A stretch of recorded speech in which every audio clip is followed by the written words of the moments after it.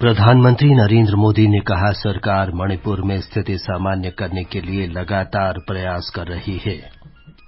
सरकार ने सुरक्षा, आर्थिक और राजनीतिक मामलों पर मंत्रिमंडलीय समिति का गठन किया। उत्तर प्रदेश के मुख्यमंत्री योगी आदित्यनाथ ने हाथरस दुर्घटना में घायलों से मुलाकात की। मुख्यमंत्री ने समीक्षा बैठक भी की। झारखंड के मुख्यमंत्री चंपई सोरेन ने इस्तीफा दिया। झारखंड मुक्ति मोर्चा के अध्यक्ष हेमंत सोरेन का फिर से मुख्यमंत्री बनना तय। और विंबलडन टेनिस में रोहन बोपन्ना और मैथ्यू एबडेन पुरुष डबल्स के पहले दौर में खेलेंगे। समाचार संध्या के साथ मैं विमलेंदु पांडे। प्रधानमंत्री नरेंद्र मोदी ने कहा है कि सरकार मणिपुर में स्थिति नियंत्रित करने के लिए लगातार प्रयास कर रही है।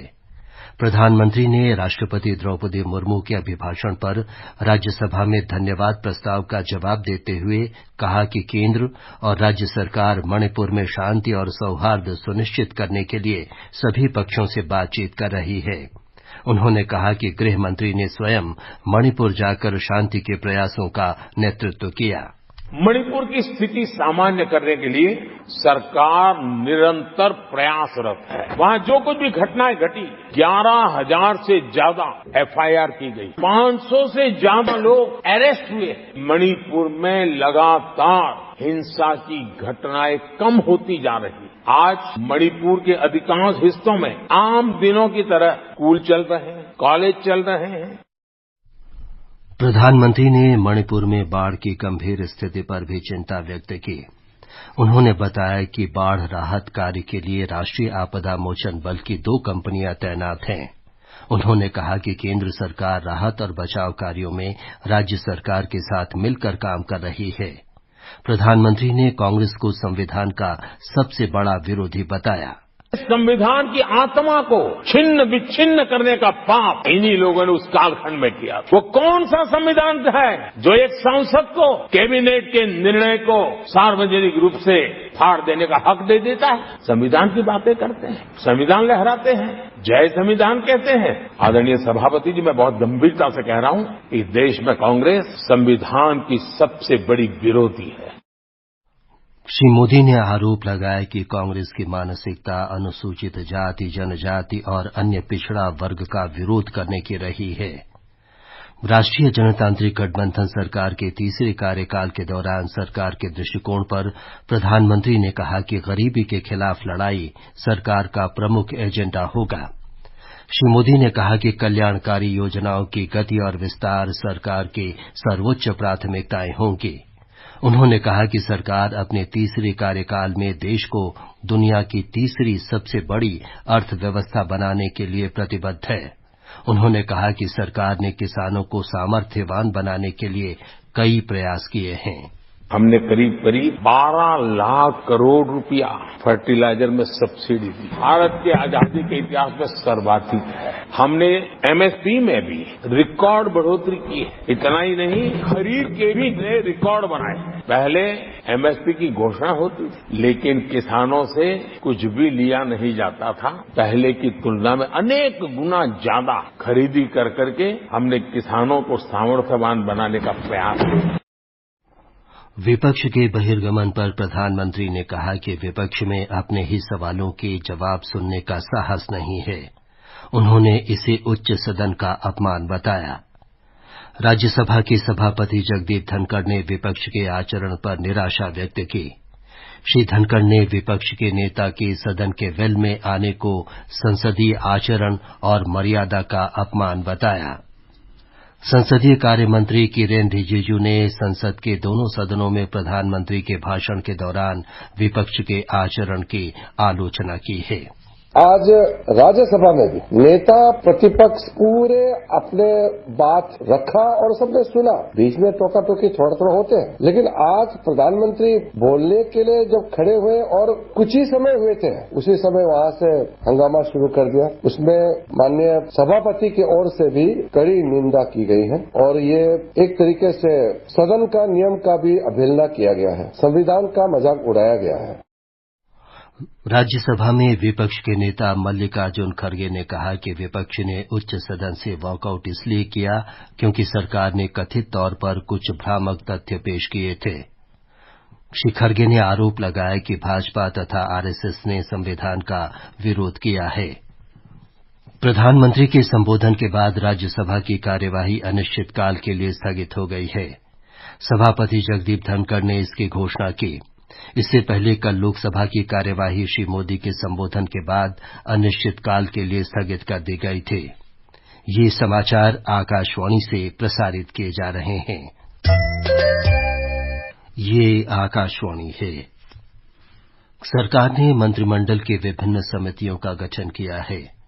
मंत्रिमंडल की आर्थिक कार्य समिति में प्रधानमंत्री नरेंद्र मोदी की अध्यक्षता में 11 सदस्य होंगे।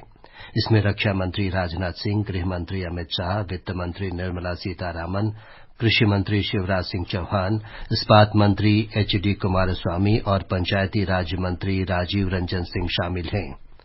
मंत्रिमंडल की सुरक्षा कार्य समिति के अध्यक्ष प्रधानमंत्री होंगे। मंत्रिमंडल की 10 सदस्यीय संसदीय कार्य समिति की अध्यक्षता राजनाथ सिंह करेंगे।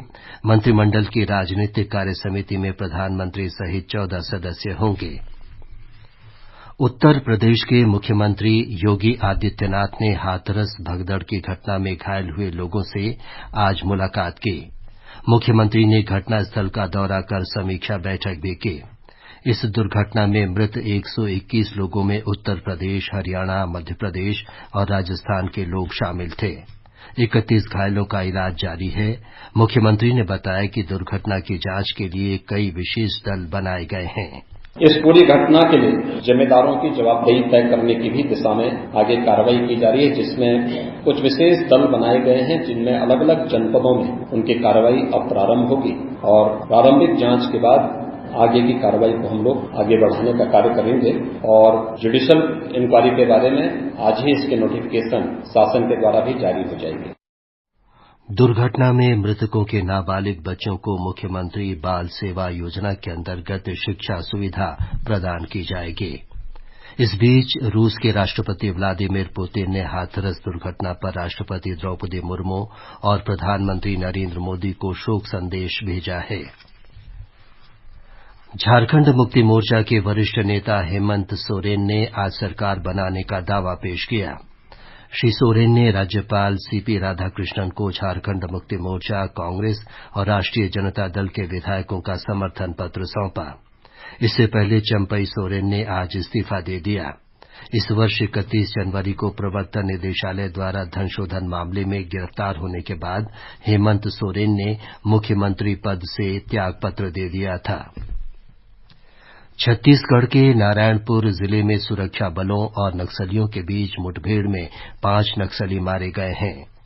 नारायणपुर के अबूझमाड़ क्षेत्र में सुरक्षा बलों और नक्सलियों के बीच मंगलवार से मुठभेड़ चल रही थी। दिल्ली की विशेष अदालत ने आबकारी नीति से जुड़े धनशोधन मामले में मुख्यमंत्री अरविंद केजरीवाल की न्यायिक हिरासत 12 जुलाई तक बढ़ा दी है। अदालत ने इसी मामले में पूर्व उप मुख्यमंत्री मनीष सिसोदिया और भारत राष्ट्र समिति के विधायक के कविता की न्यायिक हिरासत भी 25 जुलाई तक बढ़ा दी है। देश में 96,000 करोड़ रुपए से अधिक मूल्य की 5G स्पेक्ट्रम की नई नीलामी शुरू की है। कल से शुरू नीलामी में 8 बैंड शामिल हैं।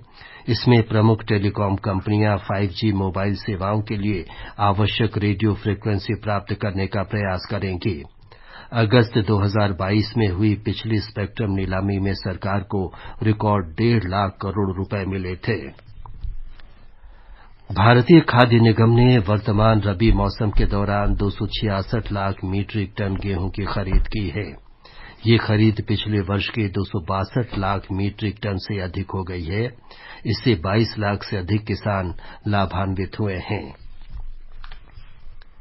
स्वास्थ्य मंत्रालय ने महाराष्ट्र में जीका वायरस की कुछ रिपोर्ट के मद्देनजर राज्यों को एक परामर्श जारी किया है। इसमें जीका वायरस की स्थिति पर निरंतर निगरानी बनाए रखने की बात कही गई है। मंत्रालय ने राज्यों से प्रभावित क्षेत्रों में गर्भवती महिलाओं की जीका वायरस संक्रमण की जांच करने का निर्देश देने को कहा है। और अब आर्थिक जगत की खबरों के साथ हैं विभूति नारायण मिश्र। बॉम्बे स्टॉक एक्सचेंज के सेंसेक्स ने आज पहली बार 80,000 अंक को छू लिया। सेंसेक्स 79,987 पर बंद हुआ। उधर नेशनल स्टॉक एक्सचेंज का निफ्टी 24,287 पर बंद हुआ। अंतर बैंकिंग विदेशी मुद्रा बाजार में $1 के मुकाबले ₹83.53 पर बंद हुआ।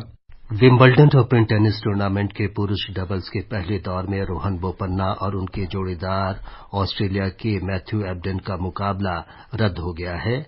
इससे पहले सुमित नागल और सर्बिया के उनके जोड़ीदार दुसान लॉजेविक को हार का सामना करना पड़ा।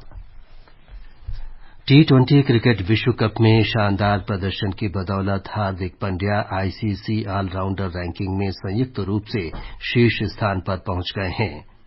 पांड्या श्रीलंका के ऑलराउंडर वनिंदु हंसरंगा के साथ शीर्ष पर हैं। पहली बार किसी भारतीय खिलाड़ी ने ये उपलब्धि हासिल की है। T20 क्रिकेट विश्व कप विजेता भारतीय टीम 3 दिन से बेरिल तूफान में फंसे रहने के बाद आज सुबह बारबाडोस से स्वदेश रवाना हुई। टीम कल सुबह नई दिल्ली पहुंचेगी। भारतीय टीम सुबह करीब 11 बजे प्रधानमंत्री नरेंद्र मोदी से मुलाकात करेगी। बीसीसीआई ने शाम को मुंबई में वानखेड़े स्टेडियम में एक समारोह का आयोजन किया है।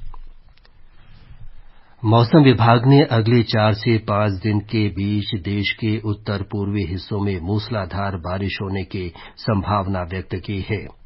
मौसम विभाग ने कहा है कि अरुणाचल प्रदेश, असम और मेघालय में विभिन्न स्थानों पर मूसलाधार बारिश होने की संभावना है।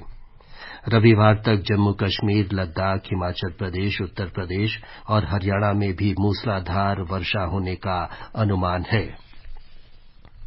सूचना और प्रसारण मंत्रालय की मणिपुर शाखा ने आज मणिपुर प्रेस क्लब इम्फाल में 3 नए कानूनों के विषय में जागरूकता बढ़ाने के लिए वार्तालाप शीर्षक से 1 दिवसीय कार्यशाला का आयोजन किया। लगभग 50 पत्रकारों ने इस कार्यशाला में भाग लिया। कार्यशाला में मणिपुर के पुलिस अधीक्षक हाउ बाम संघमिता ने नए कानूनों के बारे में जानकारी दी। शिक्षा मंत्रालय ने राष्ट्रीय शिक्षक पुरस्कार के लिए पात्र शिक्षकों से स्वनामांकन आमंत्रित किए हैं। ऑनलाइन नामांकन भरने की अंतिम तिथि 15 जुलाई है। अंत में मुख्य समाचार एक बार फिर। प्रधानमंत्री नरेंद्र मोदी ने कहा, सरकार मणिपुर में स्थिति सामान्य करने के लिए लगातार प्रयास कर रही है। सरकार ने सुरक्षा, आर्थिक और राजनीतिक मामलों पर मंत्रिमंडलीय समितियों का गठन किया। उत्तर प्रदेश के मुख्यमंत्री योगी आदित्यनाथ ने हाथरस दुर्घटना के घायलों से मुलाकात की। मुख्यमंत्री ने समीक्षा बैठक भी की। झारखंड के मुख्यमंत्री चंपई सोरेन ने इस्तीफा दिया। झारखंड मुक्ति मोर्चा के अध्यक्ष हेमंत सोरेन का फिर से मुख्यमंत्री बनना तय।